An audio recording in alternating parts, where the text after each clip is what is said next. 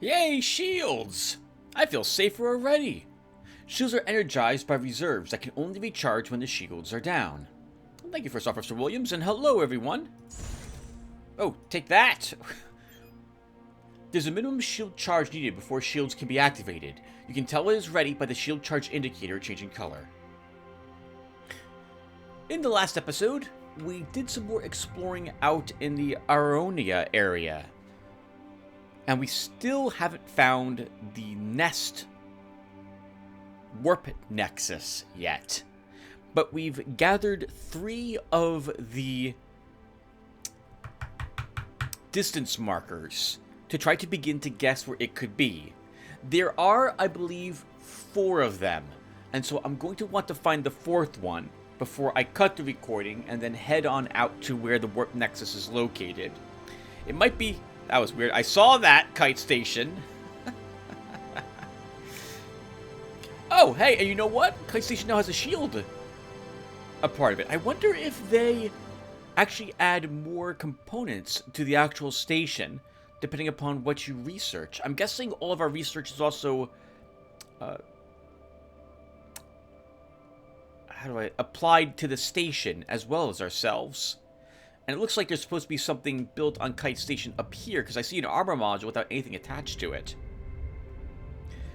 Anyway, in the last episode, we explored some more of the Ariona areas, found another comet or 2, but haven't made any more progress on the main quest, which is currently to investigate where the Sentinels came from, since I think at the end of the 2 episodes ago, Kite Station had come under attack.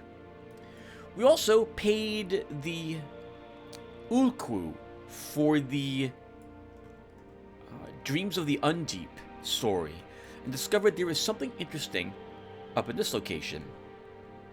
So, to that end, let's go up there first. You'll also note that I am flying a different ship. Last night before I went to bed, I logged on and fiddled around with the configuration a bit, and this is one of the asymmetrical ships I've designed. It's basically a slightly less firepower version of the Angel Wing we were flying, the MK2 version now. We still have 3 missile launchers, 4 plasma turrets instead of 6, 4 reactors instead of 5, and 7 engines, but we now have a shield module on the ship. You have to activate the shield module in order to have it, well, power on. And as you can see, we slowly lose charge with it.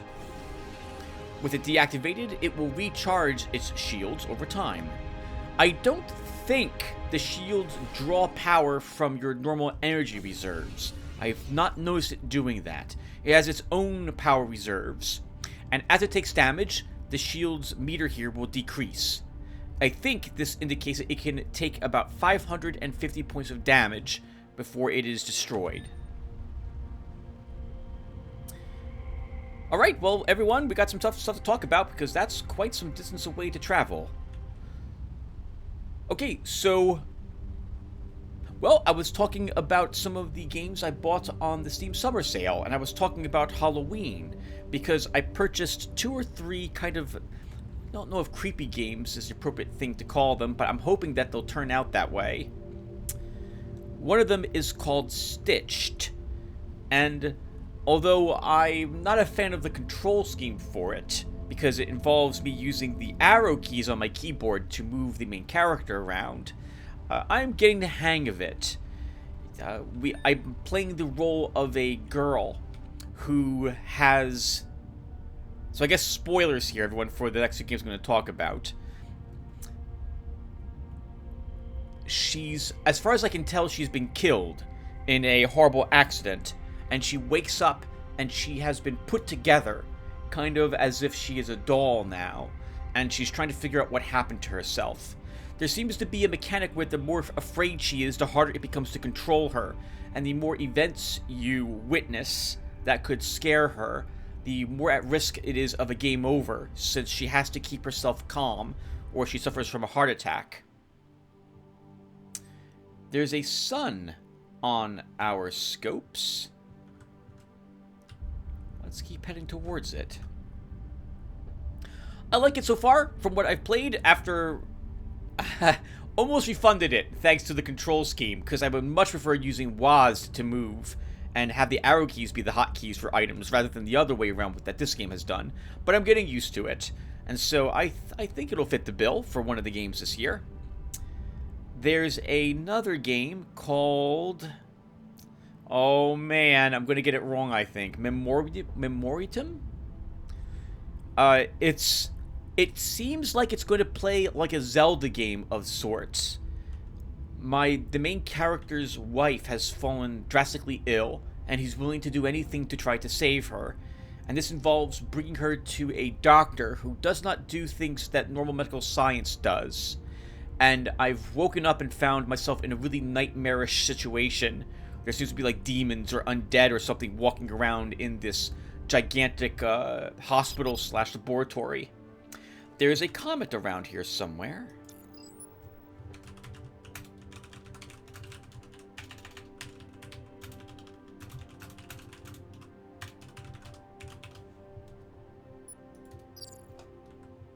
I like how it started, and I think I'm going to like the gameplay of it, although I haven't done any combat of it yet. But the theme seems to be exactly what I'm looking for. I tried a game called... Oh, hey, there's a comet! And it's coming up this way. We absolutely want to catch it. Or not catch it, we want to, be close enough to it that we get credit. The self-illuminating reddish color of this comet seems to come from a novel phenomenon related to the Casimir effect, generated between the outgassing particles. We should be on the lookout for variants of these for more data. Nice! Now we don't need that there anymore. And we have some planets up here, as well as this sun. So let's start by visiting the gas giant.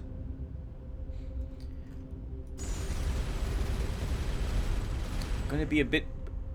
Man, I really wish I did put another reactor on this vessel, but I also want everything to be affected by the armor modules, and everything on this ship is. Actually, everything on this ship is. So I kind of like the layout of it, even if I'm going to be suffering from a little bit of power drain. We'll see how well I do with this vessel. I really like coming up with ideas that are asymmetrical for the ships I design. I like the look of this one, with all the plasma on this side of the ship and missiles on this side. I've designed a few ships like that. I also like trying to space my engines so that I don't have just an array of engines coming off the back of the ship. There's nothing wrong with that. And I like this turquoise color of the gas planet. Anything interesting here? Nope.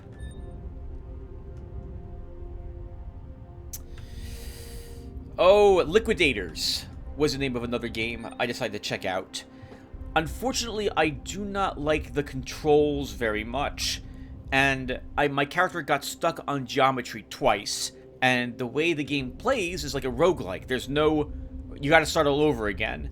And immediately, I'm probably going to play it and finish it, but I don't think I'm going to record it for the first entire run through, because I can tell it's going to be too frustrating. Too subtle for the eye, scanners show this dim yellow star's output seems to oscillate over time in irregular, almost musical harmonic period. The power output of the star may vary by 5 to 10% over several decades. The cause of this oscillation is unknown, possibly convection patterns moderating fusion. There's the comet again. Oh, okay, there is a warp gate out here. That's good to see. We might as well activate it. Let's see what's near the moon. Interesting coloring here. Completely dark planet everywhere except for the poles, which looks like sand.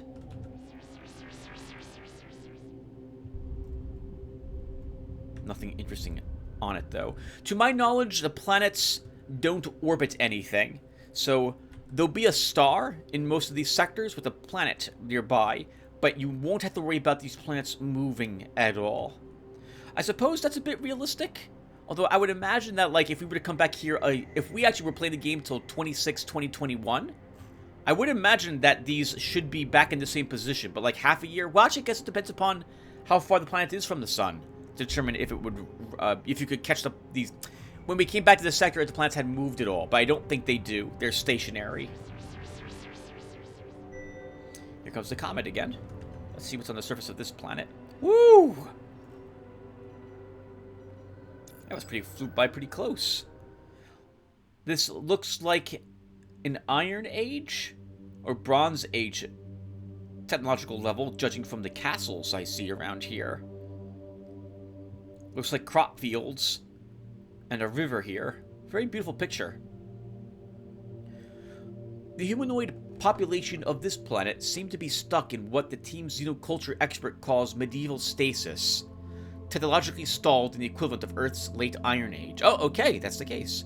She speculates it may be due to an irregular growing season, which triggers frequent conflict over scarce resources.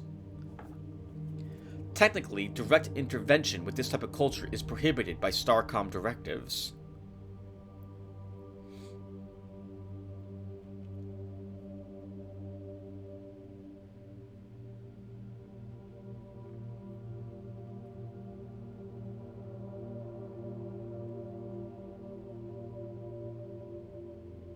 We'll follow Starcom rules then, and leave them alone.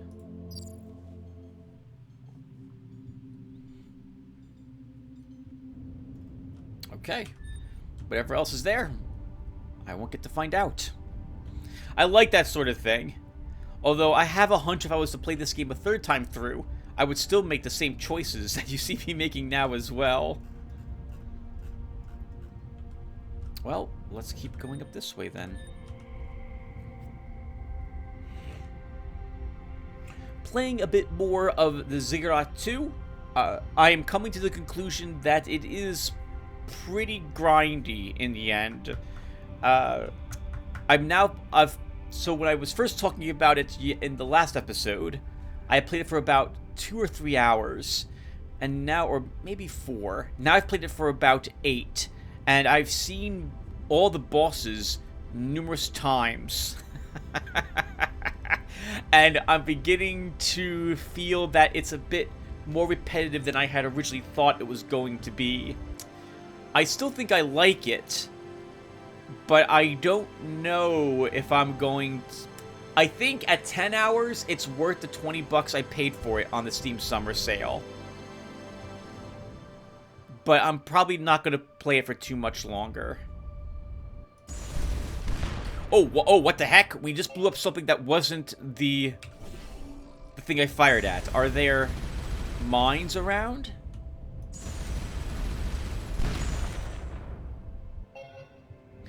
Adamantine in this scrap. We are definitely destroying all of this. Oh, yep, there are mines. Okay. Let's try to destroy these.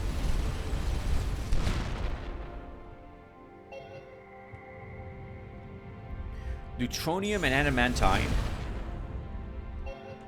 Platinum. So, expensive resources here. We just got hit. We are going to leave our shields on. I can't target the mines with our missiles.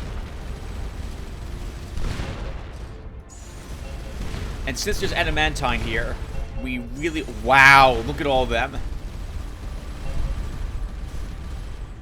We really do want to destroy all of the scrap. There might be a piece or fragment that we can study from this large derelict as well. Just like the last one I saw of this size, it reminds me a bit of the Cryptarch.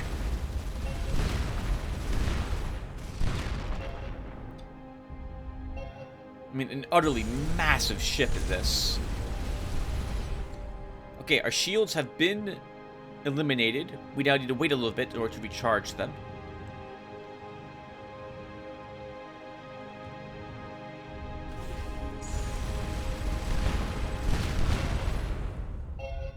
Wow, look at all the adamantine. This is absolutely worth the time it takes. So, I know this isn't the most exciting thing to watch, but on that same note, we really need it. We need adamantine. We could definitely use another power, a shield module. Whoa, what the heck? My shield got destroyed again. Let's wait here for a tiny bit. Get more shield back. We were told again about the Araona's commander dying, or his ship being destroyed by mines. This is the second area that we've discovered mines in, so this might hint that there are phage up here. So we should be a little careful on the trip up. How much adamantite did we pick up, by the way? We have 700 titanium! 29 adamantite. Not enough for another ship module. I think you need 35. But with that much titanium, I think if we have the research points, we should grab a larger sized ship. And there must be a nebula out here. Because we see all the change of coloring based on the sun.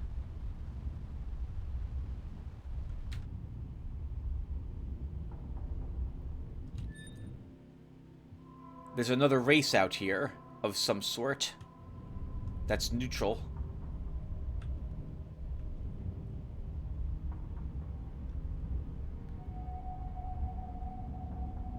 Before we make contact with them, let's at least swing past this star.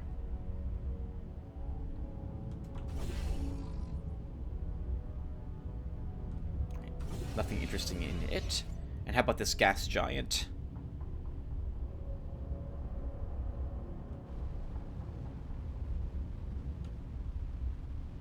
Guess we can speed things up a bit.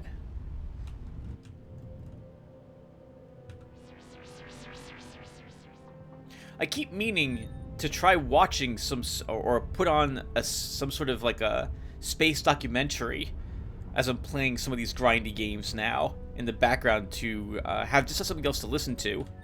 I guess we'll see what this is really quick.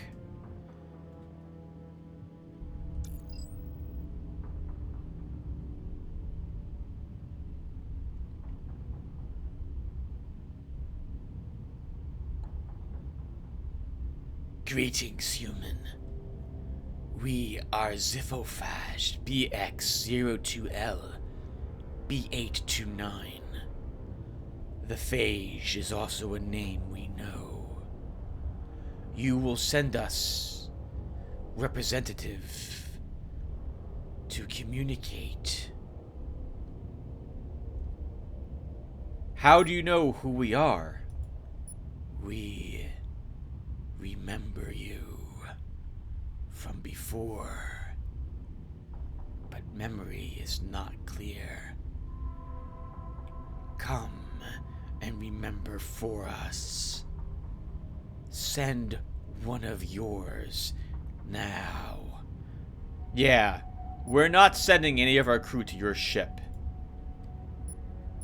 Send one now, or we will open your vessel and take all.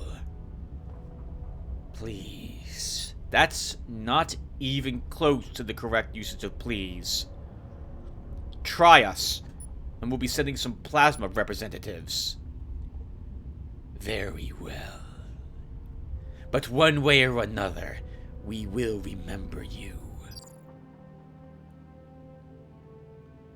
So we were told about these from the Araonas. Their ships are pulsating. Looks like they're constructed of some sort of biomatter. Quite a few of them, too. But they didn't fire on us, even though they threatened us. We're not going to fire on them yet. I don't like the look of them.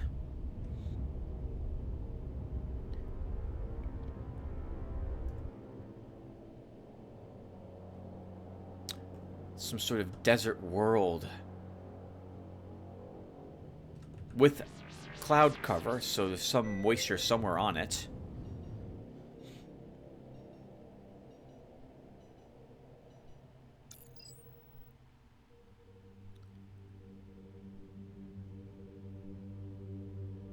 interesting formations in the clouds. These look like these are probably starships. Maybe these are the phage. The survey team lands several hundred meters from a small sea of red, viscous ooze, one of dozens scattered all over the planet's surface. Scans detect no signs of life, although geological scans reveal a diverse fossil record. I'll click a symbol of the ooze for analysis. The whole team feels a sense of unease towards the ooze and insists on using a collection drone, despite adding several hours to the process. An analysis of the sample concludes that the ooze contains a mixture of RNA-like molecules with a bizarre folding structure in a medium of hydrocarbons.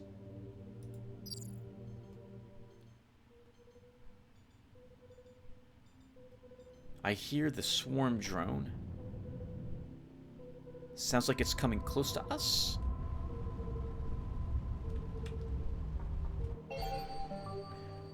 According to this probe's databanks, it spent several years tracking the movements of a kind of space seed.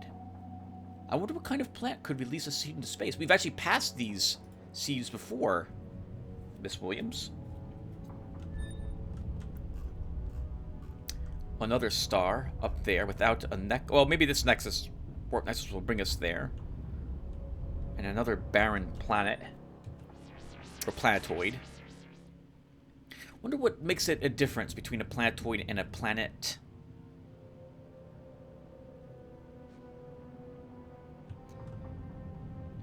We can come back for the star. Let's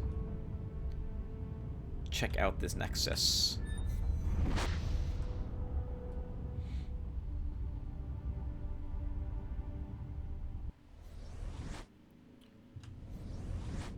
More phage.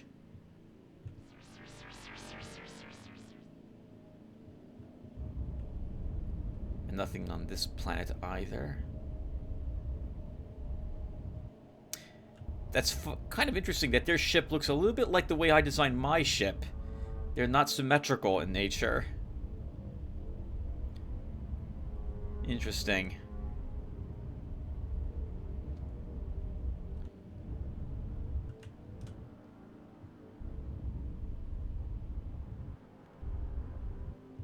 I don't trust them not to open fire.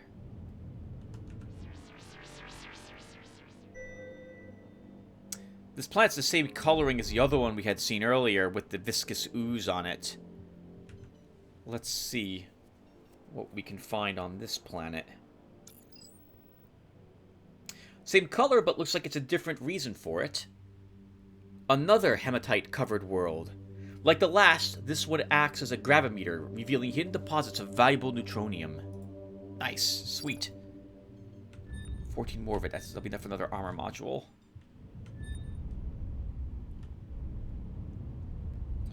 We'll swing past the star.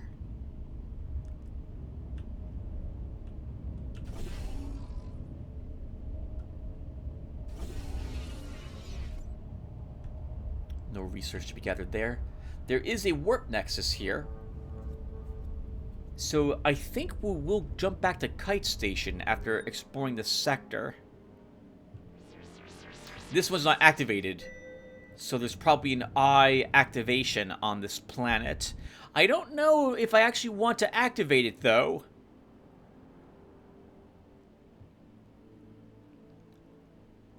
Do we activate this nexus and let the phage out of this area?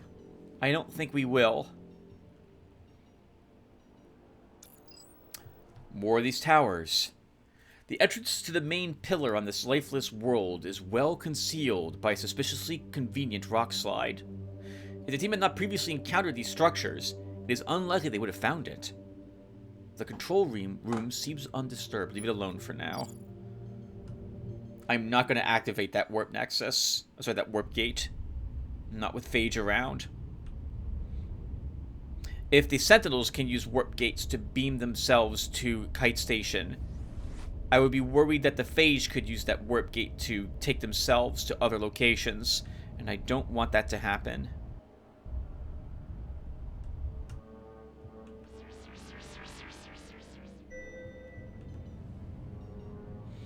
Something on this planet's surface. Another one of the viscous ooze planets. It's another planet with no life and seas of the same red ooze. Whatever phenomenon produced it wasn't confined to a single world.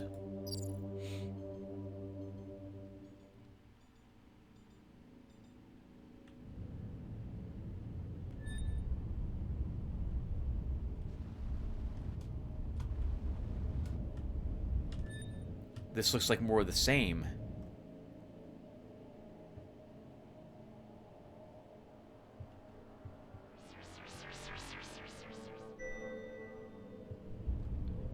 I hear the warp drone. There's nowhere for it to go once it reaches this planet, like nothing beyond us. Nice! Are we gonna get you? Yes, we are. But nothing interesting recorded.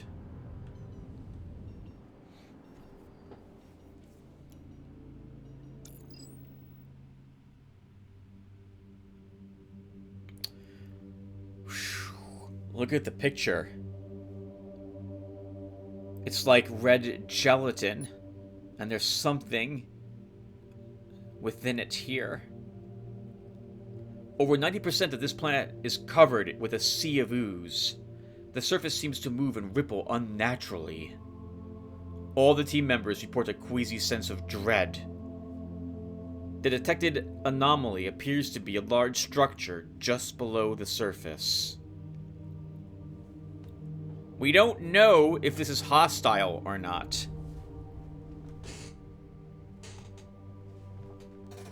I'm looking around for my jar, and I don't see it. I think we send someone into it and learn how dangerous this could potentially be. I'll just tell you, it's not a good idea to send someone into an unnaturally moving planet of jello, effectively, of gelatin. And, well, this is consigning this person to their death. But I feel like I should do this because I've done it in the past. So send a team member to investigate in a dive suit. The team security officer reluctantly volunteers. He dons a dive suit and wades into the murky liquid. A few minutes after disappearing from view, he reports a strange sensation of something tugging at him. Shortly after, his radio stops transmitting.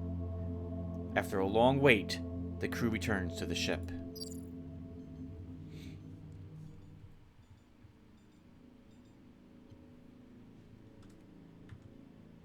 We are not able to land on the surface of that planet. Or rather, I'm sorry, we're not able to explore anything in that ooze.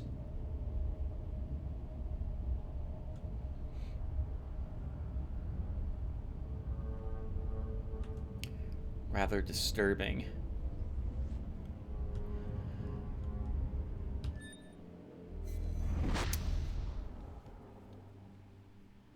He didn't report seeing anything there, just that he felt a sensation.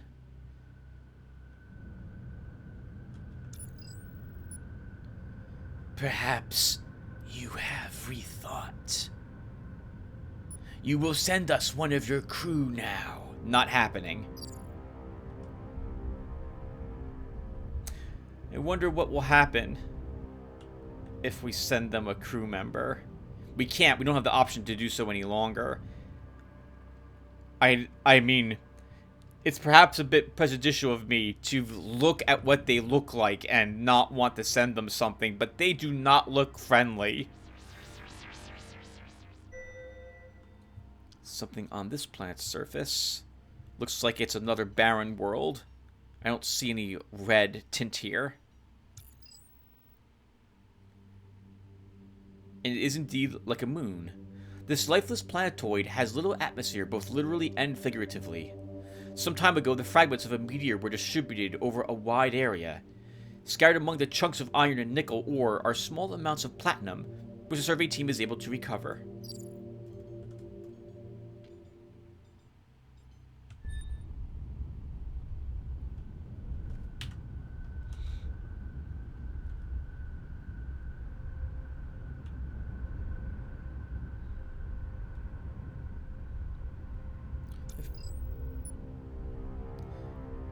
Fair warning, human. We see you land here and there. The planet at these coordinates is not your concern. Stay well away. Why? What's there? Nothing for you but death.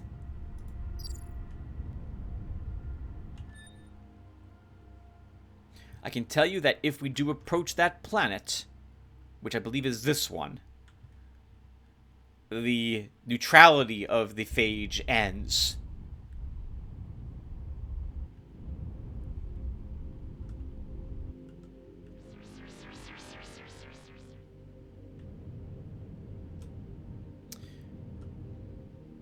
We will avoid it for now.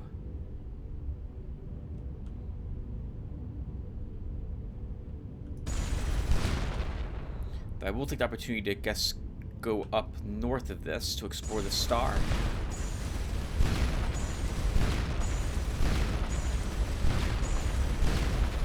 Potentially see if there's any hints as to what happened here in some of the asteroids. No, nothing.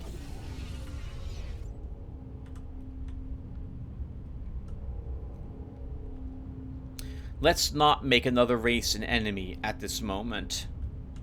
Ooh, hello. Ordnance. Can we potentially...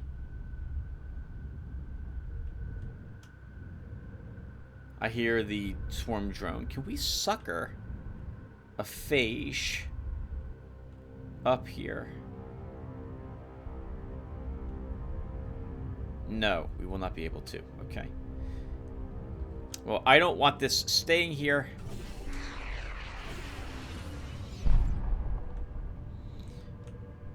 I will destroy them wherever I see them.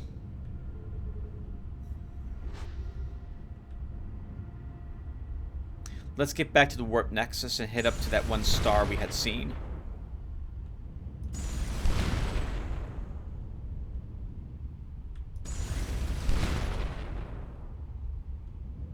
Nothing at all in the asteroids. No resources, no technology in the handful of them we destroyed. Perhaps that was another planet that the phage consumed. I'm going with the red goo is what the phage is created from. Their ships look like they're pulsing with some unnatural movements as well.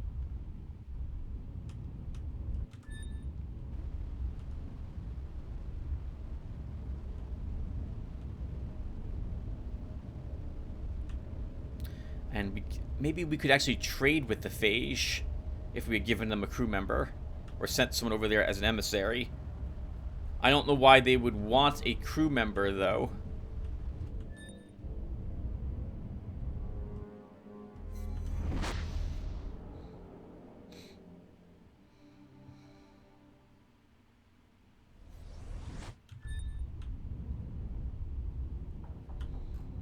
Okay, to the north.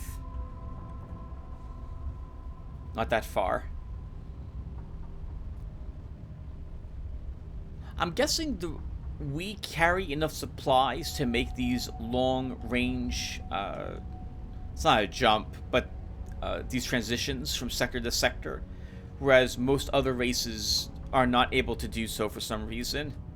But we could set on our afterburners and fly from here all the way down to here if we wanted to. For example, it might take about 30 minutes of in real life time to do that trip, but we could do it. Lots of nebula out here. We have a water world up here, a desert world of some sort, and another star.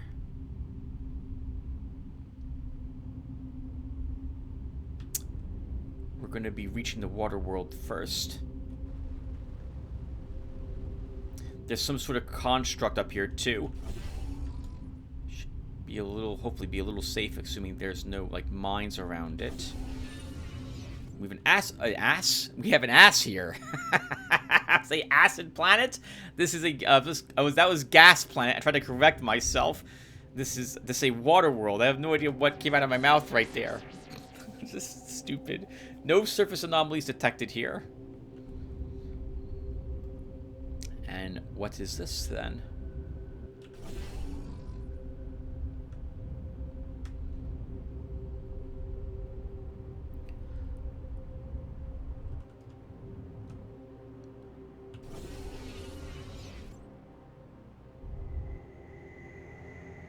A massive structure of some sort. But I can't make out what it is. Some sort of star base, perhaps. What was that, briefly?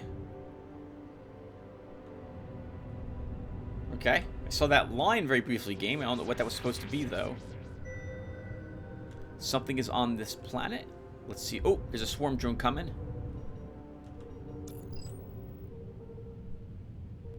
This empty husk of a large base or habitat is the only evidence of sentient life on this barren plain. A quick survey suggests it was left in an orderly fashion, and whoever lived here didn't intend to return soon. A sophisticated computer database and communication relay system are still operational, apparently drawing power from a Chirolite reactor.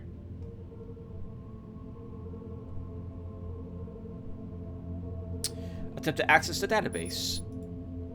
According to information found in the database, this base was a waypoint for a colony ship heading to another star system. They were using an experimental technology that could temporarily nullify the metric tensor of a ship, allowing it to travel at high speeds with little energy.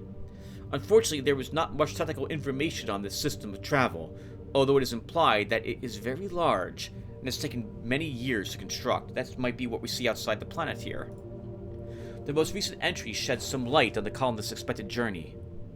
2 weeks ago, we received word that the advanced ship successfully passed through the primary and secondary mass driver rings with near perfect alignment and has arrived safely at unknown place name. Conditions are favorable and they await our arrival.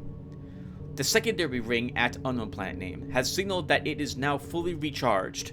We depart for our new home tomorrow. Try to operate the communications relay.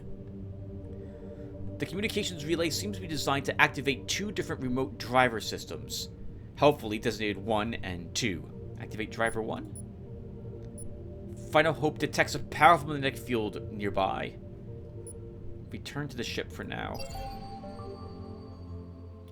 Nice, we got the swarm drone too. At some point this probe's travels, it encountered a planetoid outside any star system, moving at a significant fraction of the speed of light. This gives some new data on celestial mechanics. And we've turned this on, so this is a mass driver of sorts, which means that we're supposed to enter it from this side, and we're fired out the other side, like a cannon. We should probably turn on the second one and go and check on it.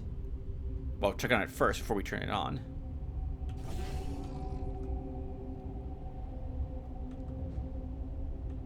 But first, we'll investigate the other planet that's all the way out here.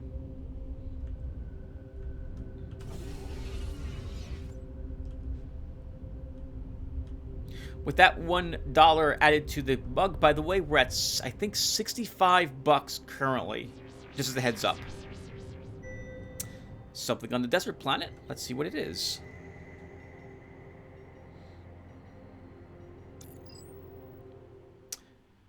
It's another planet with no life and seas of the same red ooze. Whatever phenomenon produced it wasn't confined to a single world.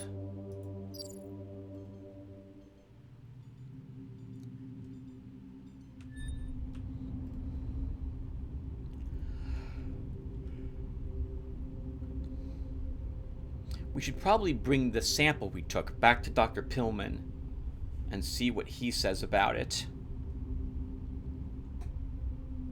I think we will try to do that after we investigate the planets in this sector.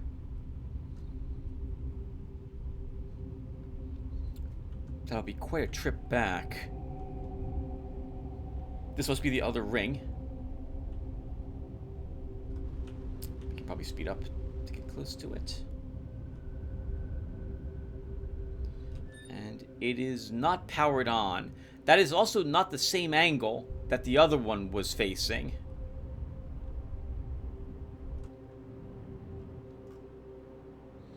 Wow. Completely charred planet. With some snow-covered caps on it. I'm guessing. Oh, I like the look of this picture. The lander. There's no atmosphere and sun to stop us from seeing the stars on the planet's surface.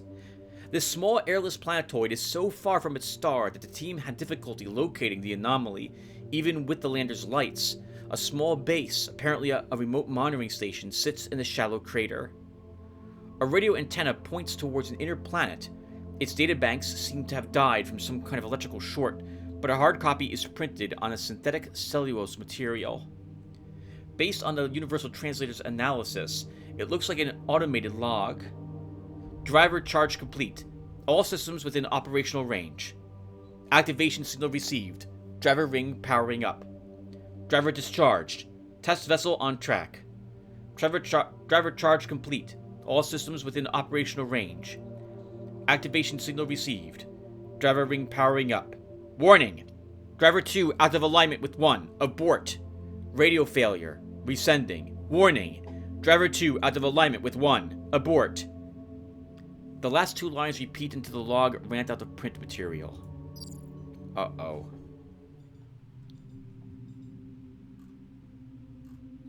So the drivers somehow drifted from each other.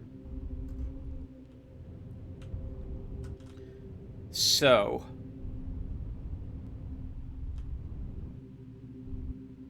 if we fly from this driver south. I don't know what to say, everyone. It's south. Southeast. We are not lining up with the driver over here.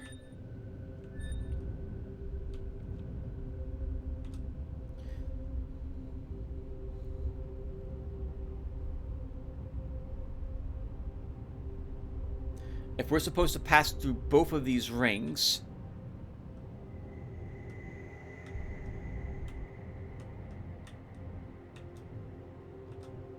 then we will need to align these.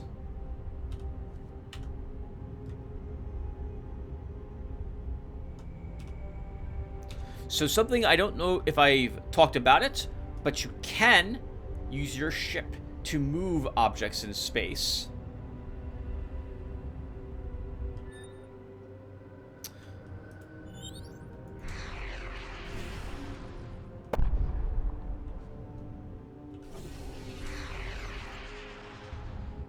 To do it, all you have to do is just bump into the thing you want to move.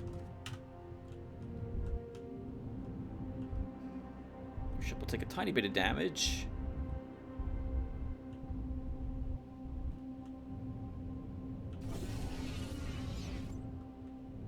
But not too much.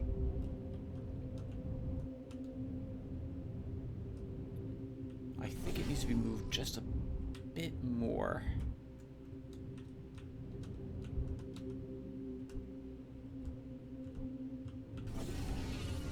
Alright, let's see if they align. I'm assuming that the first one is the one whose alignment is correct. That may not be correct. That may not be the case. In which case we would need to shift the first one altogether instead of just rotating the other driver.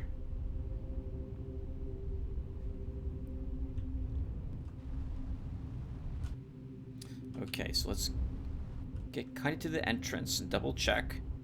We don't want to, if we're going to leap into this, we don't want to slam our vessel into the other one of these.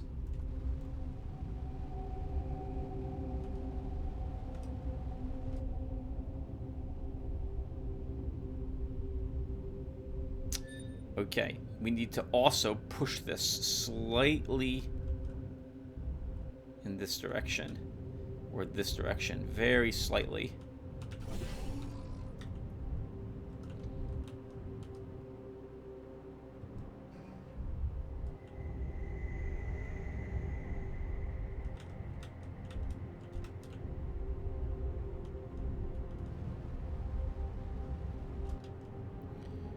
That should probably do.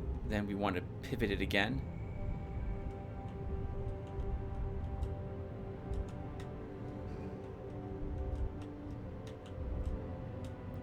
Okay, let's see if this aligns it. It would help if I could somehow fly directly from it, but it's not possible for me to, well, I guess it would be possible. Hold on.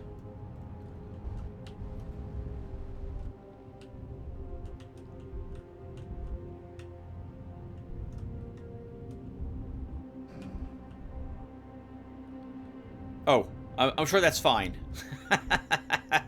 No one worry. It's okay. Yep. See, it's totally repaired. No one even knows. No one needs to know what just happened. All right. So let's head south.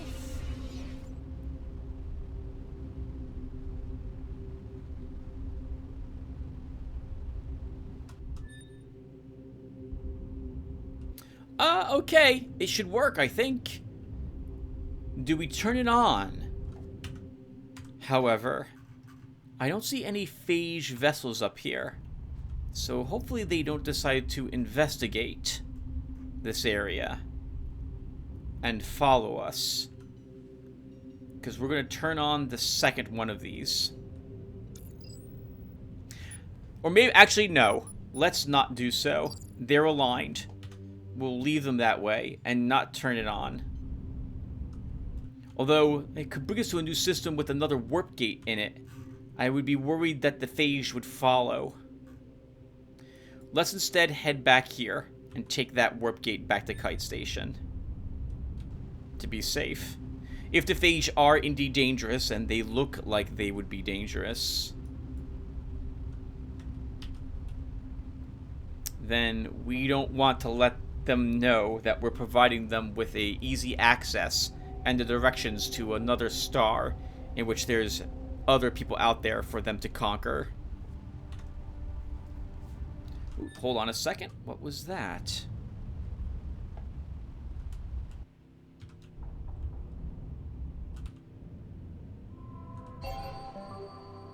We've recovered a large petrified skull. Besides being in deep space, it's unusual for its size and dense molecular composition.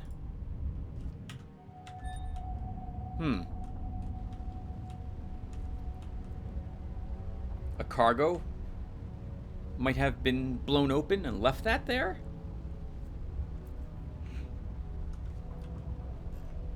Remember that we have a minefield to be wary of up ahead. So we're going to want to be a little careful.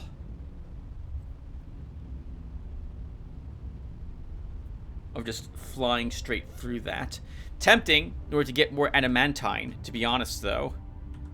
You know what? I think we're going to risk it. It's too good. If we can get another 20 adamantine from the scrap around that derelict, we want it. We absolutely want that. We can potentially design a few cool ships. Cool? Yeah, cool. We'll go with cool.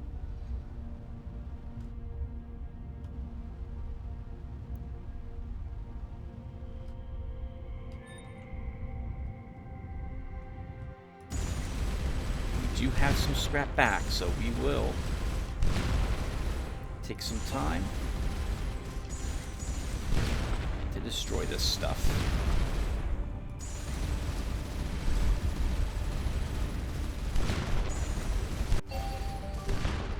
This fragment of an interior part of a very advanced ship shows evidence of a very advanced race. Based on oxidation traces, they probably bathed an atmosphere similar to our own, or breathed an atmosphere similar to our own.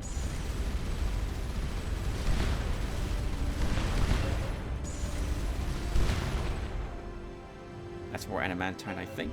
Yep. Worth it. Oh god, that's a lot of mines.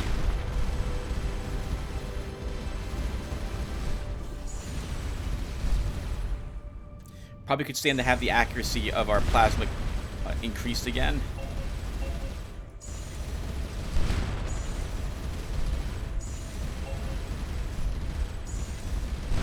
On one hand, I do also kind of like the scattering.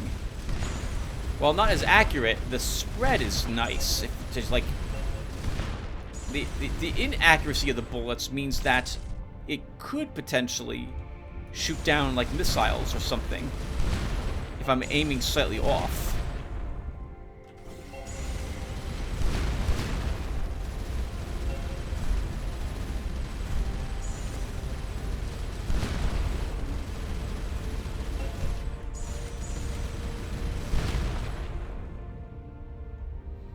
Okay, that should be good.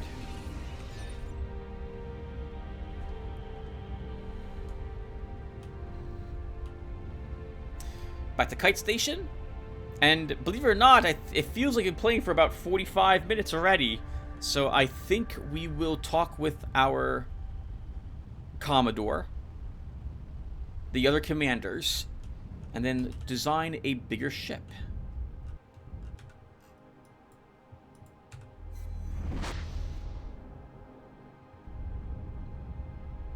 We might be able to approach the Araonas again and tell them about the phage that we've encountered.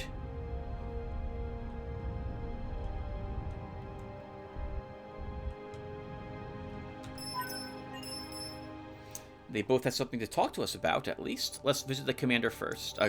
Sorry, the Commodore. We could use more crew. How's morale? Holding together. News and discoveries are giving everyone a bit of hope, but nerves are starting to fray a bit. Lieutenant Commander Victor Pillman? I'm very alarmed by this phage alien you encountered. Based on the data in your logs, I think it's some kind of smart molecular weapon. It was probably designed to efficiently cleanse a planet of life, but somewhere along the way it figured out space travel. It has the potential to cause mass extinction in this region across many planets. How do we stop it? If I'm right, as usual, its creators would have built in a neutralizing switch to its structure. Minimally, I'll need a sample of the original molecular weapon structure. You'd be most likely to find it on whatever planet it was first used against. Landing on a planet covered with a self-replicating malevolent goo sounds fun. Actually, I doubt it would be much fun at all. Your crew will be in terrible danger. Good luck. Oh, man. That's the planet that the phage warned us away from. If we try to land on that to get a sample, the war with the phage will start. We will leave them alone at the moment, but we will want to probably go back there and stop them from spreading. Now that they've seen us, they might become more interested in figuring out how to get out of their original sectors and where we came from.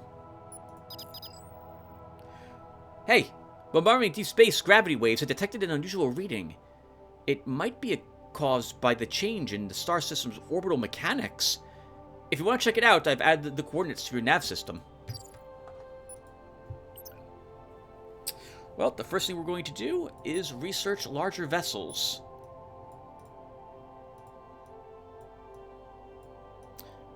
Galaxy class, here we go.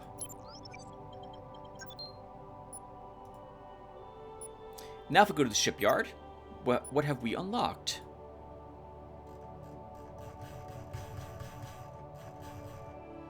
No other new ships. If I want to build one of these, wow, I need even more titanium. 155 to build the Angel ship. And we need a battle cruiser class if I want to build that vessel I built a long time ago. Here's another one of mine. An extra 725 titanium required. Holy crap. Wow. Good God.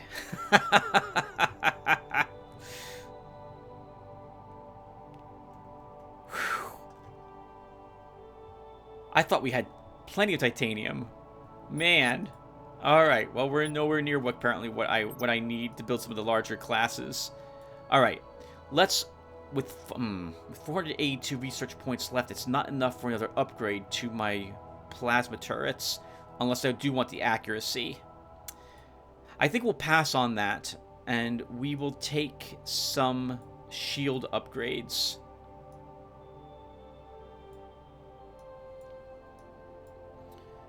What do we have available? Fast field focusing, Increases the damage protection per unit of energy by 25%, so we'll absorb more. Let's take it.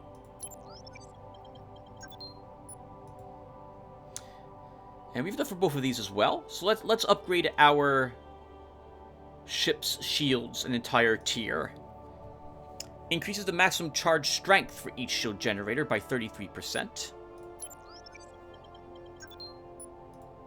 And modal interaction. Increases the speed at which shield reserves recharge from the reactor. And I guess I'll cut the recording to work on the ship a little bit, and I'll be right back. Everyone, oh, wow. Oh, I realized if I press delete, it actually gets rid of something.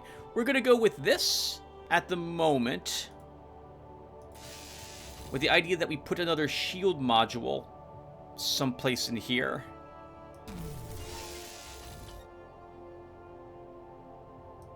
It's a dumb place for that to put it up here. So we're gaining 3 more plasma, 1 more reactor, 1 more engine, and a little armor spread around for the ship, for this current vessel. I prefer the spaces in my engines, but I mean, this will do at the moment, I suppose. Mental note, 5 reactors is not enough to let me continue to fire endlessly. But I think we do want another shield on the ship. Wow, we travel much faster. I like it. Alright, everyone. Well, I still think we should probably stop here. So we will do that. And I guess when we come back, we need more titanium. And I don't know where to get that from. I guess we're going more exploring. So back to the Araonas then for us. Alright, everyone, so I'll stop here. Again, thank you guys for watching, and I will see you all in the next one. Take care, everyone.